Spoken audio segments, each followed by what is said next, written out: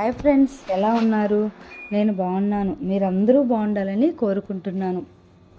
ఇప్పుడు కథలోకి వెళ్దాం. చదువుతున్నది శోభారెడ్డి. భుజం మీద చేయి పడడంతో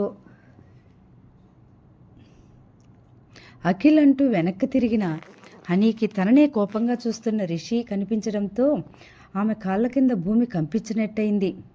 పిచ్చి పట్టిందా? వెహికల్స్ని చూసుకోకుండా అలా పరిగెడుతున్నావు? నీకేమైనా అయితే పరిస్థితి ఏంటి? నువ్వు మర్చిపోయి మరీ అంత కంగారుగా పరిగెడుతున్నావు దేనికోసం? అడిగాడు రిషి కోపంగా. అమ్మయ్య, అఖిల్ పేరు రిషికి వినిపించలేదన్నమాట. బ్రతికిపోయాను. అప్పటిదాకా టెన్షన్తో సూపర్ ఫాస్ట్గా కొట్టుకుంటున్న హనీ గుండె వేగం నెమ్మదించింది. ఏం చెప్పాలా అని అటు ఇటు చూసి, అదుగో ఆ డాగు రోడ్డు మీద వెళ్తుంటే దానికి ఏమైనా అవుతుందో ఏమో అని వెళ్ళాను అంది రోడ్డుకు అవతల వైపు ఉన్న డాగును చూపిస్తూ. ఇంకోసారి అలా చేయకు. నువ్వు ఇప్పుడు నా బాధ్యత. Be careful. పద, ఇప్పటికే లేట్ అయింది. కారు వైపు నడిచాడు. అతను వెనకే నడుస్తూ వెళ్ళి కారులో కూర్చోగా కారు స్టార్ట్ చేశాడు రిషి. కొంచెం దూరంలో నిలబడి చూస్తున్న దర్శి వాళ్ళు వెళ్ళగానే బైక్ స్టార్ట్ చేసుకుని వెళ్ళిపోయింది. కనిపించింది నిజంగా అఖిలేనా? ఆ కళ్ళు, పర్సనాలిటీ, ఆ నడక అచ్చం వాడిలాగానే ఉన్నాయి. వదిలేసి వెళ్ళినవాడు మళ్ళీ ఎందుకు ఎదురుపడతాడు? ఒకవేళ వాడే అయినా నేనెందుకు వాడి కోసం పిచ్చిదానిలో పరిగెత్తాను? అఖిల్ కోసమే అలా వెళ్ళాలని రిషికి తెలిస్తే నా గురించి ఏమనుకుంటాడు? గిల్టీగా అనిపించింది హనీకి. ఎందుకు హనీ? అఖిల్ ఇంకా మర్చిపోలేకపోతున్నావు. వాడు నిజంగా కనిపిస్తే మాత్రం అలా వెళ్ళిపోతావా? తనకే పట్టలేనంత కోపం వచ్చేసింది. రిషి వైపు చూసే ధైర్యం కూడా చేయలేకపోయింది. సీట్లో వెనక్కి వాలి కళ్ళు మూసుకుంది. కారు ఇంటి దగ్గర ఆగానే కళ్ళు తెరిచింది. రిషి ఫాస్ట్గా గదిలోకి వెళ్ళిపోగా వెనకాల వస్తున్న హనీని చూసి, ఏమ్మా మహారాణి, టైం ఎంత అవుతుందో చూసావా? ఉద్యోగం చేయడానికి పర్మిషన్ ఇచ్చాం కదా అని నీ ఇష్టం వచ్చినప్పుడు వస్తా అంటే కుదరదు. రోజు ఇలానే లేట్ అయితే ఉద్యోగం మాన్పించేస్తా అంది ఉషా దేవి కోపంగా చూస్తూ. సారీ అత్తయ్య చెప్పేసి డల్గా పైకి వెళ్ళిన అని టేబుల్ మీద బ్యాగ్ ఫోన్ పెట్టేసి వాష్రూమ్లోకి వెళ్ళి షవర్ కింద నిలబడింది. పెళ్ళైన తర్వాత కూడా అఖిల్ని తలుచుకోవడం, అతని గురించి ఆలోచించడం తప్పని తన మైండ్కి తెలిసినా తన మనసు ఆ మాట వినట్లేదు. షవర్ నుండి నీళ్లు చల్లగా పడుతుంటే తన మనసులో చేరిన ప్రేమ అనే మలినాన్ని తొలగించుకోవడానికి ప్రయత్నిస్తుంది. తనకు తానే సర్ది చెప్పుకుంటోంది. నీ మెడలో 3 ముళ్ళు వేసిన రిషికే పూర్తిగా సొంతమని. ఇప్పుడు అఖిల్ ప్రేమించిన వాడు కాదు, పరాయివాడు. పరాయివాడి గురించి ఆలోచించడం తప్పు మాత్రమే కాదు, మహాపాపం. ఆ పాపం మళ్ళీ చేయకూడదు. గళ్ళు గట్టిగా మూసుకుని తన కన్నీళ్లకు స్వేచ్ఛనిచ్చింది. షవర్ నుండి వచ్చే నీటిదారిలో తన కళ్ళ నుండి వర్షించే కన్నీటిదారి కలిసిపోయి వరదైపోతుంది. మరోవైపు రిషి గార్డెన్ కూర్చుని ఫోన్లో ఉన్న వర్ష ఫోటోలను, వర్ష అభి ఇద్దరూ కలిసి ఉన్న ఫోటోలు చూస్తూ తన జ్ఞాపకాలను గుర్తు చేసుకుంటూ ఎమోషనల్ అవుతున్నాడు రిషి. నిజమేనా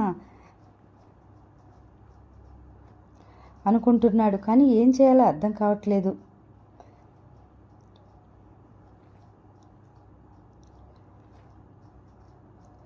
తన గుర్తులన్నీ చెరిపేయాలి. ఇప్పుడు హరిణి ఎంతైనా తన భార్య.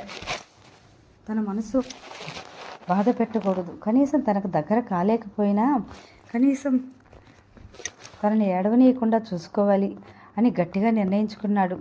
బాబుగారు భోజనానికి రమ్మంటున్నారు అమ్మగారు అని చెప్పింది పని మనిషి. తన పిలుపుతో ఆలోచన నుండి తేరుకుని లోపలికి వెళ్ళాడు రిషి. నిజమైన ప్రేమను మర్చిపోవడం అంత ఈజీ కాదు. గుండెని ఎవరో చేత్తో చిదిమేసినట్టు, గుండెల్లో గుణపాలు గుచ్చుతున్నట్టు భరించలేని పెయిన్ ఉంటుంది. సున్నిత మనసు గల హనీ అదే పెయిన్తో కొట్టుమిట్టాడుతుంది. ఏడుస్తూ గోడకు జారెగలబడి మోకాళ్ళ చుట్టూ చేతులు వేసి పొట్టలో అదుముకుని చిన్నపిల్లలా వెక్కి వెక్కి ఏడుస్తుంది.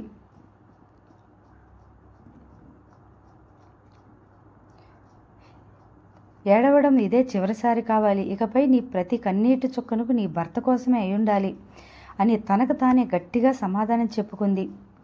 భారమంతా దింపుకుంది. గట్టిగా ఊపిరి తీసుకుంది. బాధతో రిషి గదిలో ఉన్నాడా లేడా అనే విషయం కూడా ఆలోచించకుండా అలాగే తడిచిన బట్టలతో బయటకొచ్చింది.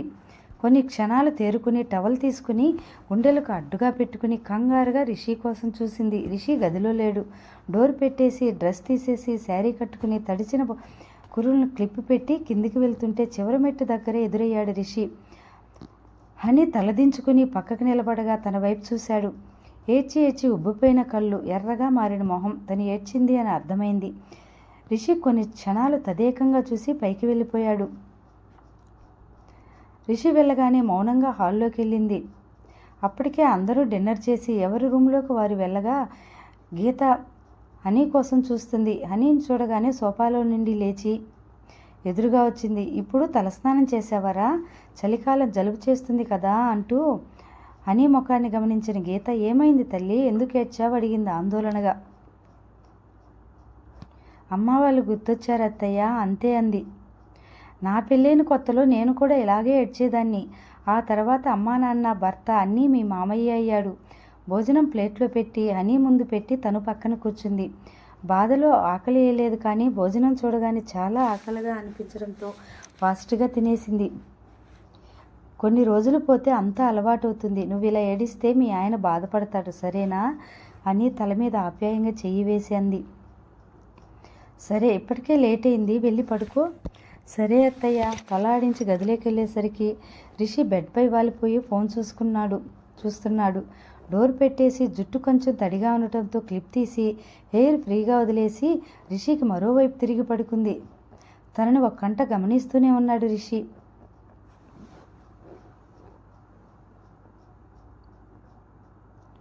వర్ష నుండి మెసేజ్ రావడంతో చూడకుండా పక్కన పెట్టేశాడు. కళ్ళు మూసుకున్నాడు. ఆలోచనలతో ఎప్పటికో నిద్ర పట్టింది. గాఢ నిద్రలో మెడ మీద ఏదో బరువుగా అనిపించేసరికి కళ్ళు తెరిచి చూశాడు రిషి.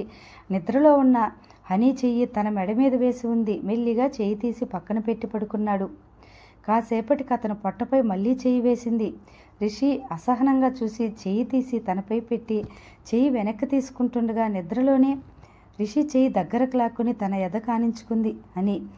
ఆమె ఎత్తైన ఎద అతని చేతికి శుతిమెత్తగా తాకేసరికి ఒక్కసారిగా ఫ్యూజులు ఎగిరిపోయాయి రిషికి.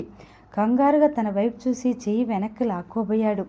కానీ హనీ కదులుతుండడం చూసి చెయ్యి తీసుకోకుండా చుటుక్కున కళ్ళు మూసుకుని నిద్ర నటించాడు. కొన్ని క్షణాలకు మెల్లిగా కళ్ళు తెరిచి చూశాడు. హనీ పడుకునే ఉంది. బయట చాటున ఆమె ఎత్తైన యథాందాలు అతని కళ్ళ కనువిందు చేస్తుంటే తనని తాను తమాయించుకొని బలవంతంగా చూపు తిప్పుకొని అతను మరో చేత్తో అరుచేతిని విడిపించుకుని అతని చేయి తీసుకుని హమ్మయ్య అని ఊపిరి పీల్చుకున్నాడు. కొన్ని క్షణాలకే చెమటలు పొట్టించింది. తన మొహంపై పట్టిన చెమటలు చేత్తో తుడుచుకుని బెడ్పై స్ట్రైట్గా పడుకున్నాడు. కొన్ని క్షణాలకు హనీని చూడమని అతని కళ్ళు మారాన్ చేస్తుంటే హనీ వైపు తిరిగాడు. పింక్ కలర్ చీరలో నడుము వరకు దుప్పటి కప్పుకొని చెంప కింద 2 చేతులు జోడించి పట్టుకుని మెడలో పసుపు తాడు, నుదుటిన బొట్టు తప్ప ఏ అలంకారము లేకపోయినా అందంగా మెరిసిపోతూ ఒక పక్కకు తిరిగి క్యూట్గా పడుకున్న తన వైపు నుండి చూపు తిప్పుకోలేకపోయాడు రిషి. వర్ష రూపం కళ్ళ ముందు మెదలడంతో, రిషి ఏం చేస్తున్నావు నువ్వు? తల గట్టిగా విదిల్చి ఇద్దరి మధ్యలో 2 పిల్లోలు పెట్టి మరోవైపు తిరిగి కళ్ళు మూసుకున్నాడు. ఇలా జరుగుతుందనే నేను బెడ్ షేర్ చేసుకోకూడదు అనుకున్నాను. నా నిద్ర మొత్తం డిస్టర్బ్ చేసి హాయిగా పడుకుంది. మనసులో తిట్టుకుంటూ నిద్రలేకి జారుకున్నాడు. మార్నింగ్ వర్కౌట్ చేసి ఫ్రెష్ అయ్యి కిందికి వచ్చేసరికి హనీ రాగివాడ తమతో రైస్, ఇడ్లీ, టిఫిన్ ప్రిపేర్ చేయడంలో మునిగిపోయింది. కాసేపటికి అందరూ డైనింగ్ టేబుల్ దగ్గరకు కూర్చోగా అందరికీ వడ్డించి, ఈరోజు అన్ని వంటలు హరిణియే చేసింది, ఎలా ఉన్నాయో చెప్పండి అంది గీత. హనీ ఏం చేస్తారా అని గోళ్ళు కిల్లుకుంటూ ఏం చెప్తారా అని టెన్షన్గా అందరి వైపు చూస్తుంది. ముఖ్యంగా రిషి వైపు. మరీ అంత బాగోకపోయినా ఓకే, ఇంకా ఇంప్రూవ్ అవ్వాలి, కొంచెం మనసు పెట్టి శ్రద్ధగా చెయ్యింది ఉషాదేవి. హనీ మొహం మాడిపోయింది. బాలేకపోవడం ఏంటి ఉషా, చాలా బాగున్నాయి. అమ్మ హరిణి, ఫస్ట్ టైం చేసినా బాగా చేశావన్నాడు రఘు మెచ్చుకోలుగా. ఉషాదేవి మూతి తిప్పుకుని తింటూ ఉంది. థ్యాంక్స్ మామయ్య అంది హనీ చిన్నగా నవ్వుతూ. రిషి ఏమైనా చెప్తాడేమో అని చూసింది, కానీ రిషి ఏమీ మాట్లాడకుండా సైలెంట్గా తింటుంటే కొంచెం బాధగా అనిపించింది హనీకి. టిఫిన్ ముగించాక హనీని ఆఫీస్లో డ్రాప్ చేసి తను ఆఫీస్కి వెళ్ళిపోయాడు. లోపలికి వస్తున్న హనీని చూసి పద క్యాంటీన్కి వెళ్దాం ఎదురెళ్ళింది దర్శిని. ఇద్దరూ క్యాంటీన్లో కూర్చుని వేడివేడి కాఫీని ఆస్వాదిస్తున్నారు. అవును హనీ, నిన్న నీకేమైందే, దయ్యం పట్టినట్టు రోడ్డు మీద అలా పరిగెత్తావు అడిగింది దర్శి హనీ వైపు తీక్షణంగా చూస్తూ. ఏం లేదే, డాగ్ రోడ్డు మీద పరిగెత్తుంటే వెళ్ళా అంది తడబడుతూ. నీ మాటలు నమ్మడానికి నేను రిషిని కాదే. నువ్వు అఖిల్ అఖిల్ అని పిలవడం నేను విన్నాను అంది. హనీ కళ్ళల్లో నీళ్లు తిరిగాయి. పక్కన ఎవరో అఖిల్లాగే కనిపించారు. ఆ క్షణం ఏం చేస్తున్నానో ఎందుకు వెళ్తున్నానో నాకే అర్థం కాలేదే అంది బాధగా. ఐ కెన్ అండర్స్టాండ్ అని, జ్ఞాపకాలు మంచివైనా చెడ్డవైనా మోయక తప్పదు, కానీ ఆ జ్ఞాపకాలతో మన జీవితాన్ని నాశనం చేసుకోకూడదు. అఖిల్, నువ్వు ఎంత త్వరగా మర్చిపోతే అంత మంచిది. రిషి, నీకు మధ్య డిఫరెన్స్ రాకూడదు అంది దర్శి హనీ చేతులు పట్టుకుని. హనీని మర్చిపోయి రిషి దగ్గరికి వెళ్ళాలని నేను అనుకున్నానే, అఖిల్ని మర్చిపోయి. కానీ అనుకున్నంత ఈజీ కాదు ఆచరణలో పెట్టడం అని ఇప్పుడిప్పుడే తెలుస్తుంది. కష్టమైన తప్పదుగా నిర్లిప్తంగా అంది. పద వెళ్దాం, లేట్ అవుతుంది, మన మేనేజర్ గాడు చంపేస్తాడు అంది దర్శి. ఇద్దరు లోపలికి వెళ్ళిపోయి వర్క్లో పడిపోయారు.